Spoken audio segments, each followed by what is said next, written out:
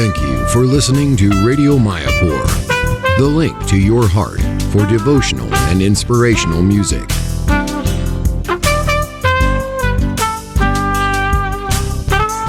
everybody. It's another wonderful day in Mayapur. The weather is getting cool. Everything is green. Everything is beautiful. I just came from a tour of Malaysia with His Holiness Swami, and I've been here for last a week now, and I'm very fortunate, feel always more and more fortunate to be in Mayapur, the Holy Dham, which is the birthplace of Lord Chaitanya, the avatar for the Kali Yuga. And so today we are very, very fortunate. We have with us a guest. This is Ganga Das, your host, and I'm from Italy. Maybe you recognize my accent a little bit. I've been in here a long time, 45 years now. But today we are very fortunate. We have with us from Australia, Nicholas, who is now being initiated, and his name is NrsimhaCaitanya Das. Hare Krishna. I was with him for 1 year in a farm, New Govardhan farm, and a very beautiful place, 2,000 acres with a river, with cows, and our own kitchen, our own friends, people coming from all over the world. A lot of people become devoted there. We did quite a bit of cooking together. We did quite some pizza night on Saturday with the music. We had a lot of fun. We went to the beach walking together. We did Harinam. We had a lot of fun. Australia is beautiful. So NrsimhaCaitanya Prabhu is here in Mayapur because he's studying Bhakti Shastri, which is so nice. It's the foundation of Krishna consciousness. And he wants to get deeper into understanding of spiritual life. He has been a devotee for more than 3 years. So he was born in Melbourne. He's 33 years old. He's handsome. And he's also a sound engineer. So welcome, NrsimhaCaitanya. Thank you very much for having me. It's a pleasure to see you again after a long time. Oh, yeah. And tell us a bit about yourself when you were a child, when you grew up, with your family, your father, mother, your brother, something that our listener would like to know a little bit, scoop up your personality. Okay. Well, Hare Krishna. Thank you very much again for having me. This is a welcome treat. So growing up in Australia, just older brother, 2 parents. It was pretty standard upbringing, to be quite honest. There was nothing too out of the ordinary. I wouldn't say there's anything inherently spiritual or devotional to my life growing up, but Melbourne is a nice place. Melbourne's a wonderful place. Beautiful ocean, nice people, nice. Oh, yeah. And spending lots of every summer, always at the beach, always at the beach. Surfing? No surfing like that. All Australian surfing. I'm the odd one out, the Australian that doesn't surf, that doesn't play cricket. Anyhow, that's all right. But I guess growing up, I was very lucky to have been able to travel a fair bit, nice. which definitely instilled a bit of a travel bug in my life for various reasons, just with family or even with school, getting to travel. So that was nice. Beyond that, though, just going to school, very lovely private all-boys school in high school called Melbourne Grammar. Nice. So I was there, graduated with non-flying colours. So just skated on by. But very fortunate and grateful that I was never pushed into going into a specific path for my life. You mean something that you didn't want to do? Your That's father right. and mother allow you to do whatever you want to do, to choose your path. Correct. And you went to study and become a sound engineer. So what made you go into that direction when you were young? Well, I'm a bit of I want to say maybe eccentric or flamboyant or colorful or creative type. You can say whatever you want. I'll say all those words. Sure. One of those types of people. And my father always poked at me saying, you just always, if there's a button, I'm going to push it. That's a nice. lever, I'll pull it and just see what happens, regardless of the situation. So I was originally going to study in hospitality because that's just what I did growing up, just for pocket money, and ended up, for whatever reason, going and having this open day at this university that has this beautiful sound equipment, studying all these performance-based things, or audio engineering or design, very creative outlet. Beautiful. And I remember walking into this room and there's this big desk, the final third year engineering desk. It's like, this music mixing engineer to the stars. I had it all planned out from that moment, Wow. All these huge dials that I had no idea what to do with. I was like, that's it, sign me up. I had no idea more about the course, but that was enough for me, So I ended up going straight from high school into that and studied and finished 3 years in a Bachelor of Audio Engineering and Sound Production, which was fantastic. What an experience. And I got to use that for on and off for the next 5 or 6 years. Wonderful. What type of music you used to listen at that time? I'm curious.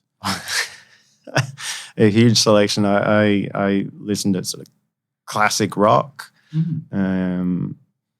My older brother, I just was always a couple of years trailing after him. So, whether it was heavy metal from him, and then going into university was a lot of electronic music because people there creating all their music. So just very weird and wonderful styles of music that if it was presented in front of me, as long as it had a good beat, I was into it.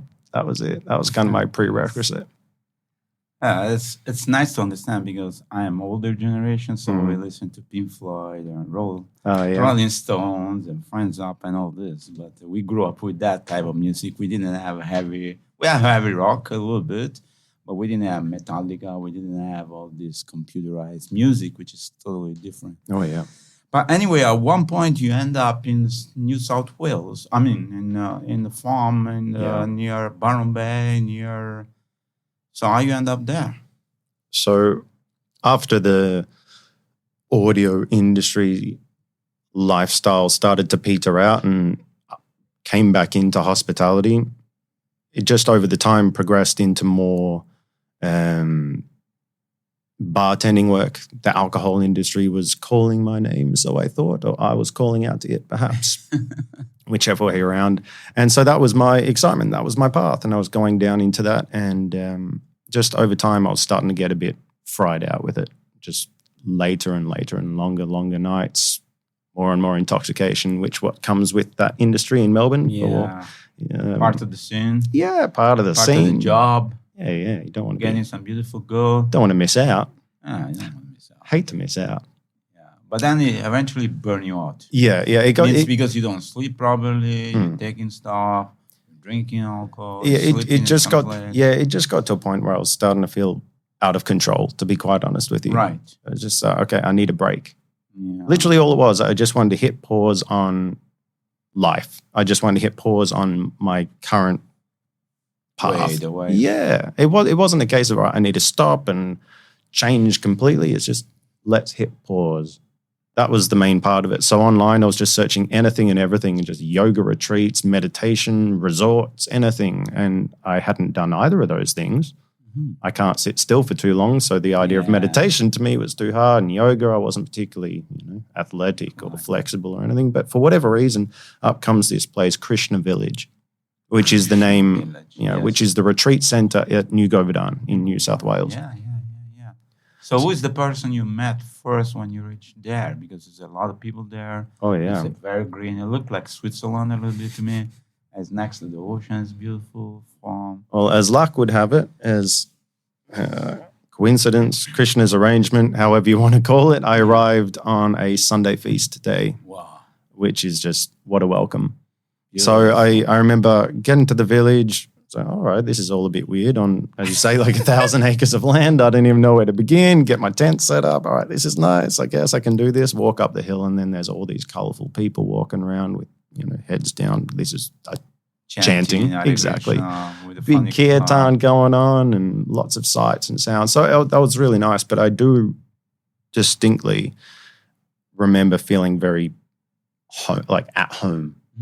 Being up there, just sitting, looking around. I had no idea what was going on. I had no inclination that I would become a devotee or do anything with the temple. I just remember being up there and feeling very comfortable. That's So nice. yeah, at the time, the volunteer program, what I was doing, it was run by a devotee named Damodar Govinda. Mm-hmm. And he would just, every morning, there'd be a circle of volunteers around saying, all right, you're doing this, you're doing this. Like go to the kitchen, go to the garden, go to the cows, go to whatever it is. You know, you just get your service assigned for the day. That was nice. And you felt welcome, and you felt not yeah. threatened, not like these people, they're going to conquer my mind, they're going to take over my life. Brainwash. Completely brainwashed. And, Yeah. what type of service you did when you were there in the beginning? Wow, it was hard for me because they were just like, oh, you're a tall male, you can do laboring stuff, you know, go out landscaping, digging holes and moving bricks and moving big wood. And in a big work. farmland, there is no shortage of that. But Yes. after a couple of days of doing that, somehow I ended up landing with this devotee one-on-one. His name was Brendan. I remember him distinctly because he was integral to my cultivation of just an interest in spirituality more than just the I'm spiritual, not religious kind of bandwagon, which is what I guess I would have assigned myself to. Like if it was, you know, are you spiritual? Yeah. Oh, yeah, okay, you know, spiritual. There's something out there, but, you know, never God. So working with this man, it was designing and creating a roof for a shrine down by the lake around Govardhan. Right. And it was a terrifically difficult project, you know, angle grinding polystyrene blocks into weird shapes to try and put it all together. I don't know, it was like the worst jigsaw puzzle you've ever thought of, you know. However, it was 50% service, 50% conversations throughout the day. So with that, I just got a lot of questions and answers. Yeah, lots of information, any concerns or curiosities that I had, and he was always encouraging to, you know, not just, hey, become a devotee, but go up to the temple, ask, see what it's all about, you know. And if I saw things I didn't understand, he was very good at just putting it together and saying, well, even though I don't have too much knowledge on the science side of things in the world, I was just more ready to believe the science of the world than religion or the spiritual side of things. So he would say, okay, well, this exists here, and this is why it exists in the spiritual world, and like this is how it mixes. And he just sort of connected all the dots for me, so that was nice. Makes sense. Yeah, it just made sense. I mean, I can't tell you what he told me. He was not fanatic. He was not pushing the button. No way. No, it was really nice. Not brainwashing. Maybe subtly.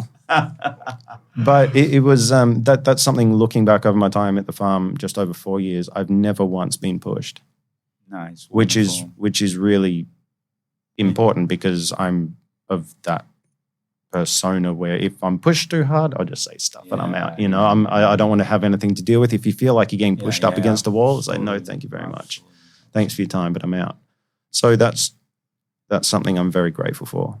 That's a volunteer kind of being Krishna conscious is something we choose to be and we want to be. It's not somebody can push you or somebody can force you.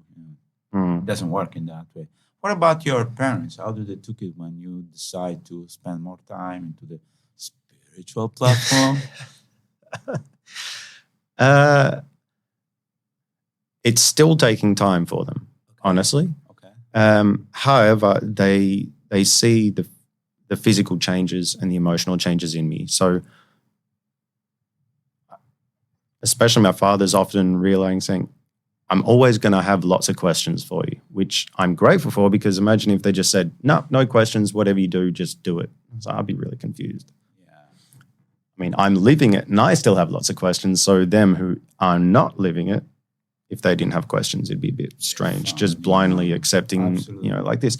But they see that I am happier and healthier and more communicative with them, and just living a better life, we can say, because they saw, I mean, the fact that we are following some kind of principle, like we don't drink, we don't smoke, we don't do any of this stuff, which you were doing before, and they can see the change, the difference between who you were before, and now you're more clear, more clean or whatever, more. Yeah, all of making that. sense.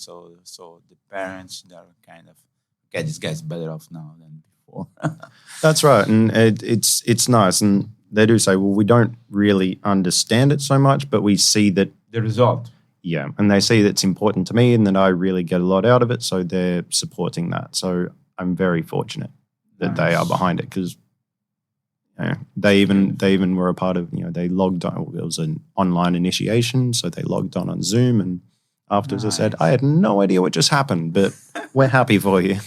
So that was cool. I think this is kind of unconditional love when the parents, they feel like, okay, it's my kid and I want him to be happy whatever he's doing, And obviously if they see somebody go off their truck with drugs and alcohol and frustration or divorce or whatever it is, then they don't feel so happy, But when they see the children or their kids, for them we are always children, They see, okay, my kid is happy, whatever he's doing, he's doing something nice. Okay, but now while you were there and I was there with you last year when I was locked into the COVID, we did a lot of cooking. You were the vegan chef. Yes. So tell us a little bit about veganism or vegan chef and being vegan. And you met a lot of people who are vegan there. Yeah.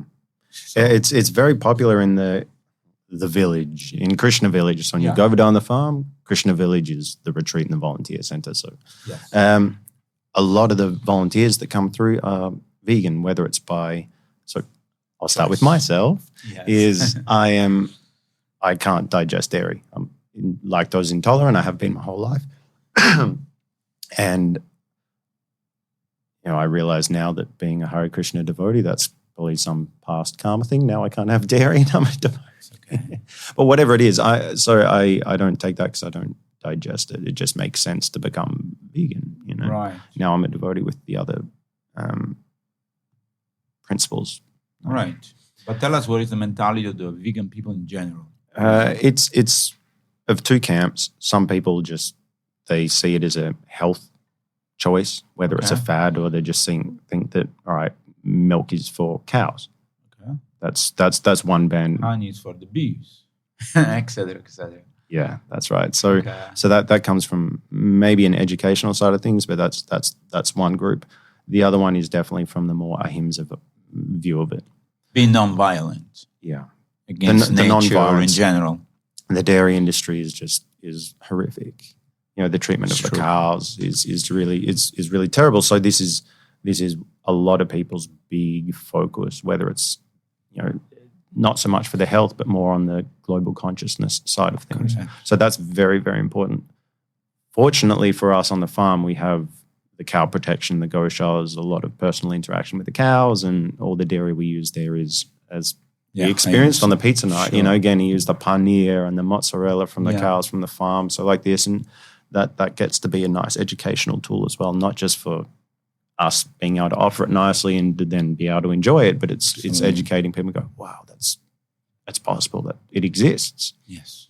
So that's nice, but that's the two camps that we have in the village that comes through. But typically cooking in the village or cooking for the masses, we try to provide the majority vegan options and then some dairy products. Vegetarians. Yeah, always, that's it. Always vegetarian, but then sometimes it's like a real nice, heavy, cheesy sort of dish or something like this. Yeah. I met some vegan, and when I was serving prasadam there, and I was telling them, well, look, this is paneer. It's a cheese we make ourselves. It's from our milk, which is non-violent because we're not killing our cow. I said, yeah, I think I'll test a little bit. So it's fun. But, okay, then after this few years you spend in Krishna consciousness, you're very active, you're doing wonderful service there. What makes you, your mind or your heart decide to come and to Mayapur? Because Mayapur is a very unique, special place. And it's not a place where you just go by and say, oh, wonderful, let me stop here. So, and Australia is far away. So what makes you decide to come in Mayapur and study Bhakti Shastri?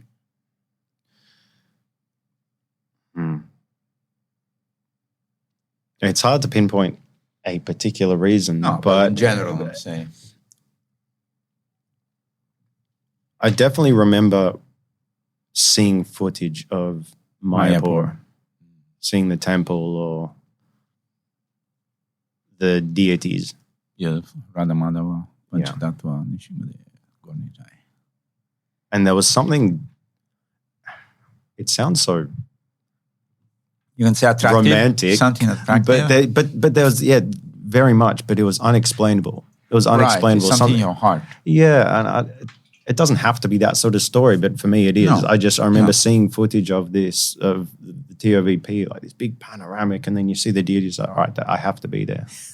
Honestly, I just have to be there. It's like a magnet attracting you. Yeah, absolutely. And then you learn more about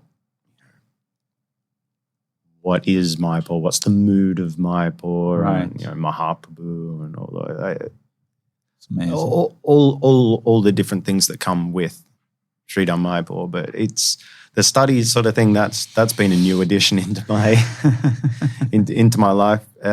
So on the farm, doing the cooking and then eventually managing a kitchen there, that's pretty all encompassing. It's very busy stuff. Absolutely. And whilst I get a lot of joy out of it, I haven't really had too much time or self-discipline, I'll be quite honest with you, self-discipline to sit down and go, all right, now I need to learn how to properly read Srila Prabhupada's books or study them nicely.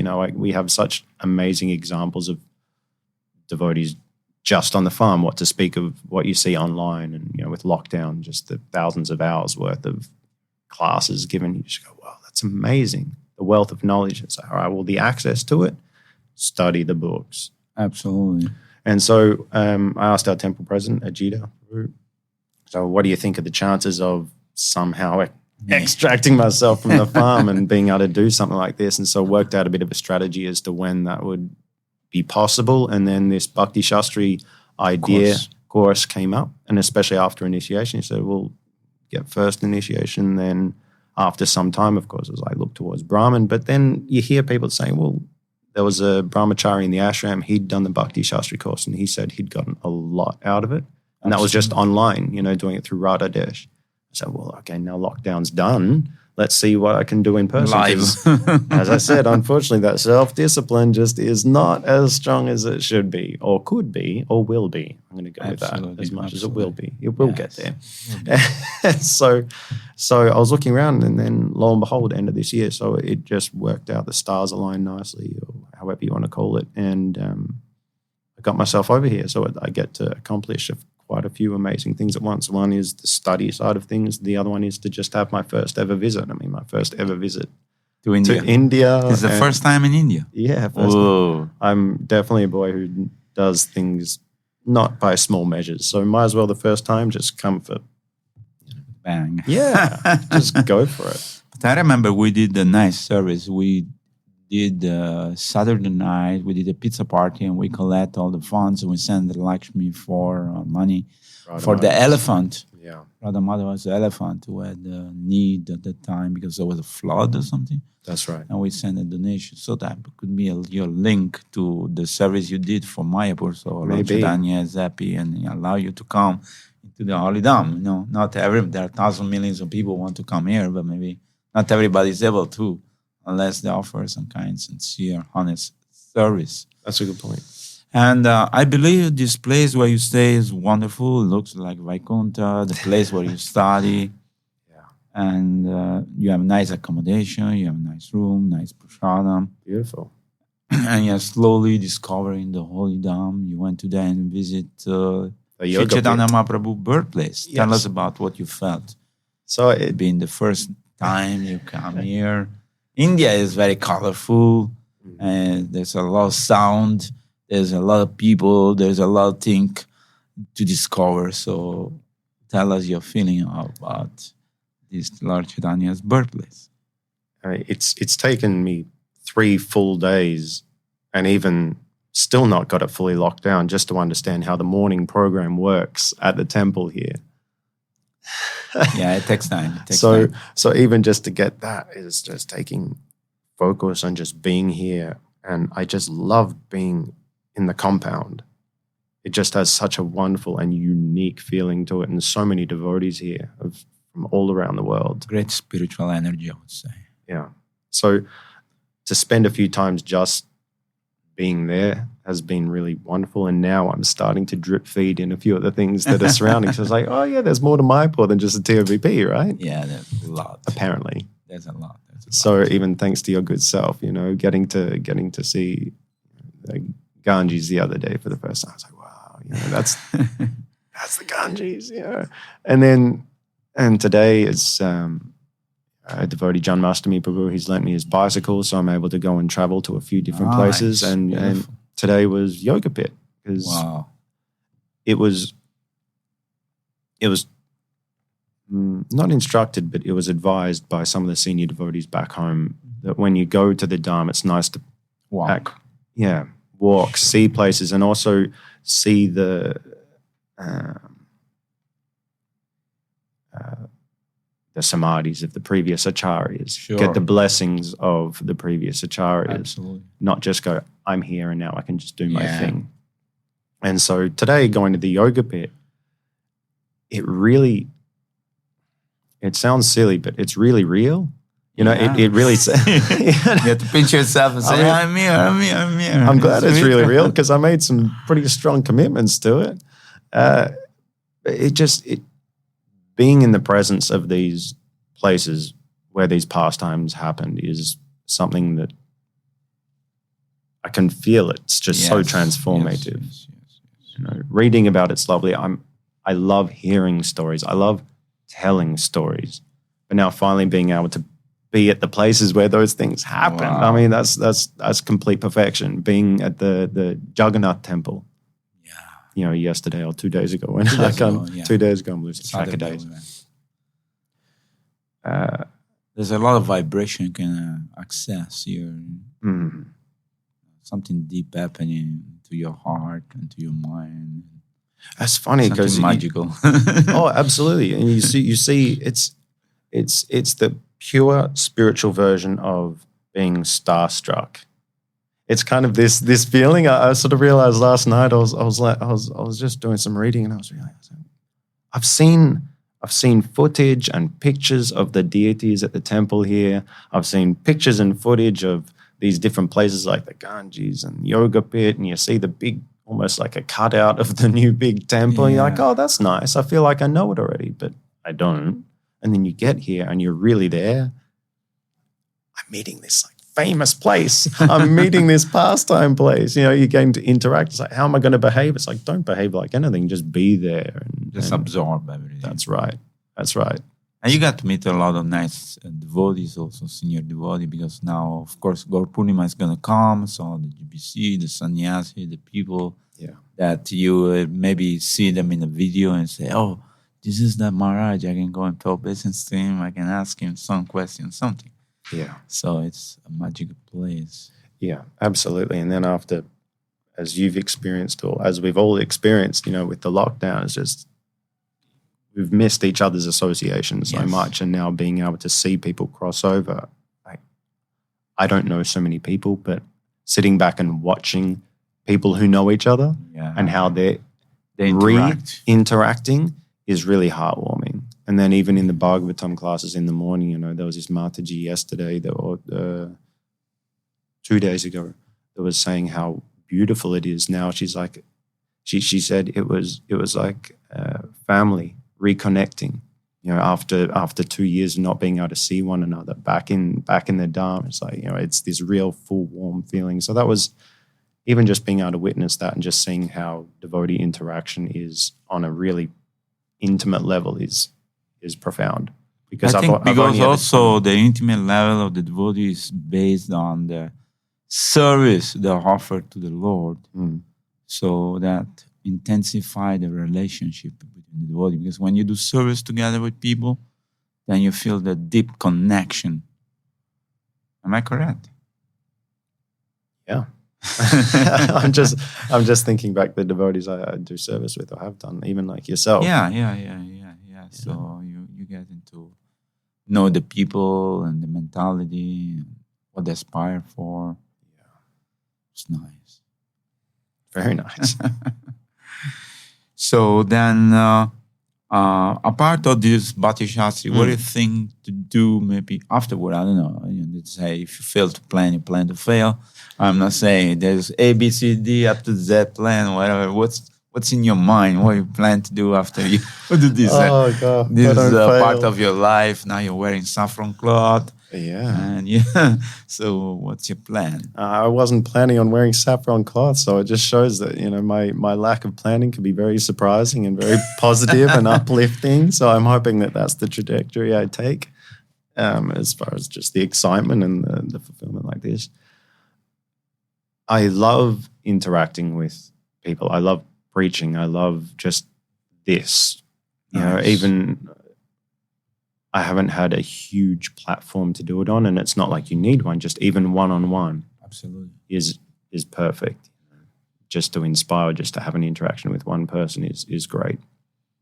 And I'm fortunate at the farm to be able to have that because we have such a huge rotation of volunteers or whatever. It's just you be able to be there for someone, as someone was there for me. And that you will be there for somebody else. It completely transformed my life, just having a particular person, not a big group conversation, just that one person that could just help me reframe some things. So I'm eternally indebted to Brendan, the devotee that really helped me like this, and subsequently people after like that. So the Bhakti Shastri, what I'm hoping to do is deepen my knowledge and appreciation and better understanding, certainly, of the philosophy and Srila Prabhupada's books, because, as I say, in these classes that we're so spoilt with, people are just, their knowledge is huge, but their realizations is the real power. So to be able to do that here in the Dham and in Kartik, it's kind of special. Daunting, I was going to say, but yeah, special, certainly special. So with the Bhakti Shastri, I'm hoping to get that and to, it was Prabhupada's instructions. Yes. If you want to know me, read my books, and not just read, but study. So this is what I'm wanting to get deeper and deeper into, so I can get to know Prabhupada better and introduce people to him better. That's wonderful. That's my goal. That's wonderful. That's very nice. And you think you will go back to Australia, or maybe you go with the flow wherever you are? Maybe you end up remaining here and be one of the white elephant preaching and doing.